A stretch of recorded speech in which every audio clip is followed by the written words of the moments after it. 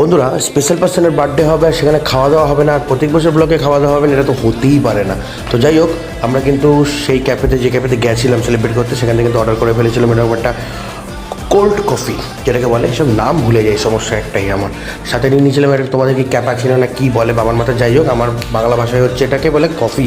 যাই হোক, কফি নিয়ে নিয়েছিলাম, সাথে একটা এরকম চিকেনের ডিশ নিয়ে নিয়েছিলাম, এটাকে যদিও চাইনিজ ভাষা, অনেক দিন আগে ভিডিও করেছি মনে নেই। আর সাথে নিয়ে নিয়েছিলাম এরকম চিলি ফিশ একটা ডিশ। খেতে কিন্তু সবকটা কিন্তু এই যে ডিশগুলো দেখছেন, এক কথা অসাধারণ ছিল, মানে হেভি ছিল, মানে কী বলবো, মানে এখনও টেস্টটা আমার মনে পড়ে যাচ্ছে।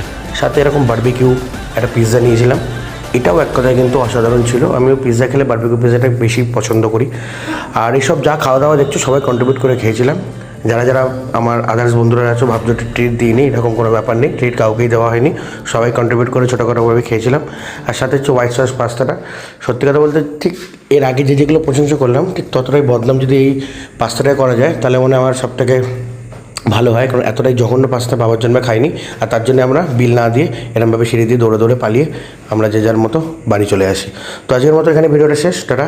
ভিডিওটা ভালো লাগলে অবশ্যই কমেন্টে জানিও। টাটা।